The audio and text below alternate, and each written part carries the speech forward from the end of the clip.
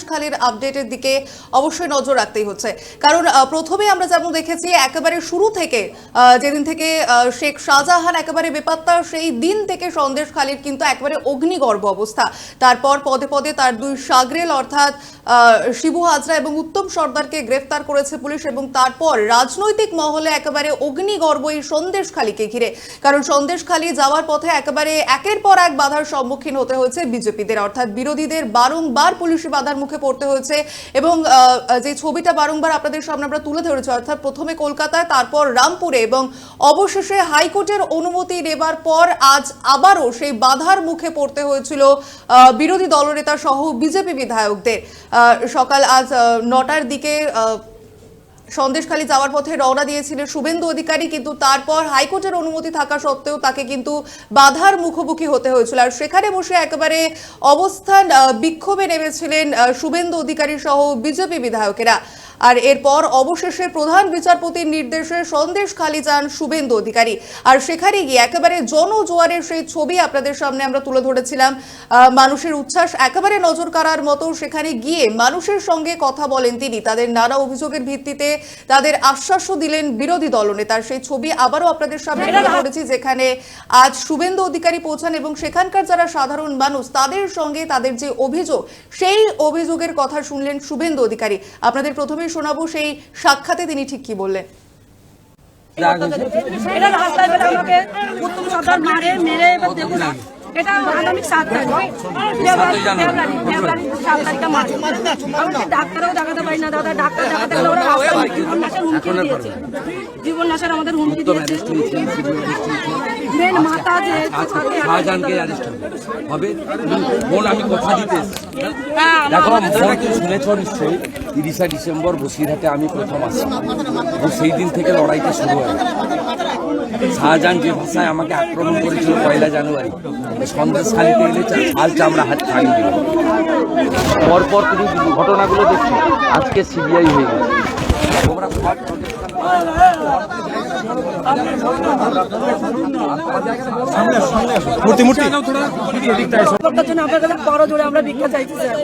আমাদের ভিক্ষা দিন, অর্ডার হয়েছে বাঁচার জন্য। তোমাদের প্রোটেকশন এবারে সব পাবে, নাম্বারগুলো সব তুলে আমাকে পাঠাবে। আর এখানে শিবিরটা চালু করে আমরা এখানে যার যেটুকু প্রয়োজন করবো। আমি আবার আসবো, আমাকে তো অনেক লড়াই করে আসতে হবে। 3 বার আটকেছে এখানে, তো আমি রাস্তায় বসছিলাম। আমাদেরকে আটকে রেখেছিল যাতে তোমার বাড়ি পর্যন্ত দাওয়াই পর্যন্ত না আসতে পারি। এরপরে শান্তি রক্ষা, শাহজাহান দ্রুত যাতে গ্রেপ্তার হয়। না দ্রুত আজকে না পুলিশ তো করবে না, মমতার পুলিশ তো ওকে দাঁড় করে রেখেছে। আর মহেশ্বর সর্দার টাকা দিচ্ছে, পাট্টা দিচ্ছে, চুরির মাল যা পারে করুক, তোমরা মাথা নত করবে না, করবে না তো? আমরা মাথা নত করবো না, আমরা জীবন দেবো, কিন্তু আমরা আমাদের এই আন্দোলন থামাবো না। যতদিন আমরা না আমাদের সুরক্ষা পাচ্ছি, আমাদের আমাদের মান সম্মান ফিরাতে পারছি, ততদিন আমরা এই আন্দোলন চালিয়ে যাবো। আমার 7 বিঘে জমি, আমার বাড়ি হচ্ছে ছোট গেস্ট হাউস করেছে, ও সব লোকেদের জমা। আর এর পরে তো ওরা নিজেরাই আজকের পরে বোন হবে না, সিবিআই টেক আপ করছে হাইকোর্টের অর্ডারে, আর এসব হবে না।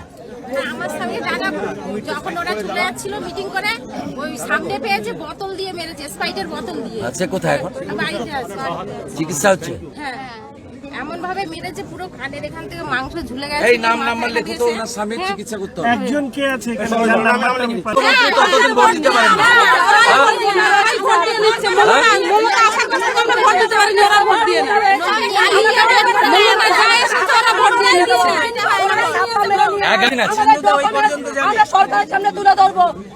পুরো সব গ্রাম এক কাটলা হয়ে গেছে।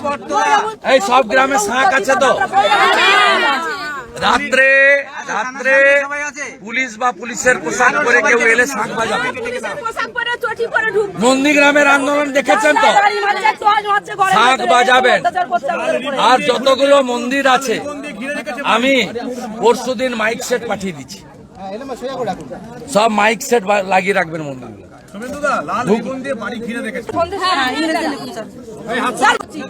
কেন এটা উনি ভিডিও করলো কেন? করে কেউ এলে শাঁখ বাজাবে। পুলিশের পোশাক পরে চটি পরে ঢুকবে। নন্দীগ্রামের আন্দোলন দেখেছেন তো, গাড়ি মারছে, টোয়াজ মারছে, ঘরের শাঁখ ভেতরে বাজাবেন। অত্যাচার করছে আমাদের উপরে। আর যতগুলো মন্দির আছে আমি পরশুদিন মাইক সেট পাঠিয়ে দিচ্ছি, সব মাইক সেট লাগিয়ে রাখবেন মন্দিরগুলো।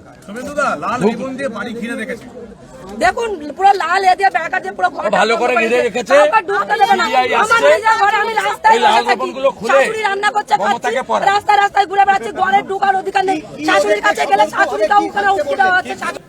আপনাদের শোনালাম সেখানে যখন শুভেন্দু অধিকারী সন্দেশখালী গিয়ে পৌঁছান এবং সেখানে তাকে একেবারে ঘিরে জনজোয়ারের সৃষ্টি হয় এবং সেখানে বসে সাধারণ মানুষের সঙ্গে তিনি কথা বলেন এবং তাদের আর ভবিষ্যতে কোনো রকম কোনো সমস্যার সম্মুখীন হতে হবে না এমনও আশ্বাস কিন্তু দিলেন শুভেন্দু অধিকারী। একই সঙ্গে পুলিশকে এবং একই সঙ্গে মুখ্যমন্ত্রী মমতা বন্দ্যোপাধ্যায়কেও নিশানা করতে দেখা গেল শুভেন্দু অধিকারীকে। কিন্তু আজ এই সন্দেশখালীর মাটিতে পা রাখা কিন্তু এতটাও সহজ ছিল না, কারণ তার পেছনে রয়েছে কঠিন সংঘর্ষ, যেখানে পদে পদে বাধার মুখে পড়তে হয়েছে বিজেপি বিধায়কদের। যেমনটা আপনাদের এর আগেও জানিয়েছিলাম, অর্থাৎ কলকাতায় প্রথম বাধা, তারপরই রামপুরে বাধার মুখে পড়তে হয়েছিল বিজেপি বিধায়কদের এবং আজ হাইকোর্টের নির্দেশ থাকার সত্ত্বেও ধামাখালিতে আটকানো হয় বিজেপি বিধায়ক শঙ্কর ঘোষ সহ একাধিক বিজেপি বিধায়কদের। আর ধামাখালিতে যখন বাধার মুখে পড়ে বিজেপি বিধায়করা, ঠিক তখনই এই সন্দেশখালীর সত্যতা নিয়ে মুখ খোলেন শিলিগুড়ির বিধায়ক শঙ্কর ঘোষ। তিনি ঠিক কি বলেছিলেন শুনুন। ওনারা চেষ্টা করেছে আপনাদের আটকানোর জন্য, ডিভিশন বেঞ্চে আপনাদের জয়, এটা একটা সিঙ্গেল বেঞ্চের পর। আমি দাদা বলুক, আমি শুধু এইটুকু বলবো, সত্যের দরজা খুলতে সময় লাগতে পারে, কিন্তু সত্য সত্যই হয়। আপনি সূর্যকে কিছুক্ষণ ঢেকে রাখতে পারেন, কিন্তু সূর্য বেরোবেই। সন্দেশখালীর সত্য সামনে আসবে। আমার খুব দুঃখ হয়, এরা যারা আটকাচ্ছেন এদের বাড়িতে তো মা বোনেরা আছে, সন্দেশখালীর মা বোনেরা যে কথা বলতে আছে তাহলে কি করে পারছে, কিভাবে মহিলারা যেখানে এসে বলছে তাদের ভয় ছেড়ে ওনারা কি এমন আছেন যে মমতা ব্যানার্জি দলদাস হওয়ার জন্য তাদেরকে কাজে বিচারপতি শেখ শাহজাহানের নাম না করে বলছেন তিনি পালিয়ে। ড্রোন ওড়ান, ওনাদের ড্রোনে শুভেন্দু অধিকারী। আপনাদের শোনালাম শিলিগুড়ির বিধায়ক শঙ্কর ঘোষের প্রতিক্রিয়া, যেখানে ধামাখালিতে একবারে পুলিশি বাধার মুখে পড়তে হয়েছিল বিজেপি বিধায়ক সহ বিরোধী দলনেতাকে। সেখানে সন্দেশখালীর যে সত্যতা, আসল সত্যতা একদিন না একদিন ঠিক বার হবে, এমনটাই হুঁশিয়ারি দিলেন তিনি। এর পাশাপাশি পুলিশ সেখানে যারা আধিকারিকেরা উপস্থিত ছিলেন তাদের বাধা দেওয়ার জন্য তাদেরও একেবারে নিশানা করতে দেখা গেল শঙ্কর ঘোষকে। আর এই গোটা ঘটনার বিরুদ্ধে এবার নিজের প্রতিক্রিয়া দিলেন কুণাল ঘোষ। সাজানো লোক সেখানে গেছে, শুভেন্দু অধিকারী এবং শঙ্কর ঘোষ, এতে নতুনত্ব কিছুই নেই। এছাড়া সাংবাদিক বৈঠকে তিনি ঠিক কি বললেন শুনুন। সাজানো কিছু লোকজন, তো সেই জায়গাটায় শুভেন্দু অধিকারী বা শঙ্কর ঘোষ তারা গিয়েছেন, এর মধ্যে নতুনত্ব তো কিছু নেই। যে ধরনের অভিযোগগুলো বলা হচ্ছিল লাগাতার এই হয়েছে ওই হয়েছে সেই হয়েছে, তার একটা শব্দ শোনা যায়নি। কোথায় রাস্তায় গর্ত আছে আমাকে এই করতে দিনই, ব্যক্তিগত পরিসরের কিছু সাধারণ বিবাদের যে ধরনের কিছু অভিযোগ থাকে সেরকম টুকরো টাকরা যেগুলো সামনে আসছে, এর বাইরে কিছুই ঘটেনি। নিজেদের জায়গায় নিজেদের সাজানো লোকদের মধ্যে নিজেদের দলের নেতা নেত্রীরা গেছে। সিপিএম বিজেপি হাতে হাত ধরে চলছে। যে পকেটটায় সিপিএম বিজেপি একটু শক্তিশালী, যে জায়গাটা তৃণমূল ভোটেও পিছিয়ে থাকে, সেই জায়গাটায় যাওয়ার পর ওখানে একটা দৃশ্যের অবতারণা হয়েছে। তো এতে নতুন কি আছে? নিজেদের জায়গায় নিজেরা গেছে, নিজেদের সাজানো লোকেরা নাটক করেছে। একটা শান্ত জায়গা, সেই জায়গাটায় যদি অশান্ত করার কোনো চেষ্টার খবর প্রশাসন পায়, তো প্রশাসন তো তার মতো তার ব্যবস্থা নেবে, এটা তো খুব স্বাভাবিক ব্যাপার। ওদের জিজ্ঞাসা করুন না, কৃষকদের আন্দোলনে গোটা দিল্লির বর্ডারটা 144 করে রেখেছে কেন? রাস্তায় পেরেক দিয়ে রেখেছে কেন? কেন দিল্লির বিস্তীর্ণ অঞ্চল তারা সীমান্তের কৃষকদের জন্য আটকে রেখে দিয়েছে? সেগুলো জিজ্ঞাসা করুন তাদেরকে। ঘটনা ঘটছে, মানে আজকের এই শুটিংটা করেছেন, ফিল্মের শুটিং, ফিল্মের শুটিং যেটা হয়েছে আজকে যে এলাকায় হয়েছে, সেটা শুভেন্দুদের ওখানে ওই সাইড রোল এক্সট্রা পার্ট যারা করেন তাদেরকে নিয়ে গিয়ে রাখা হয়েছিল।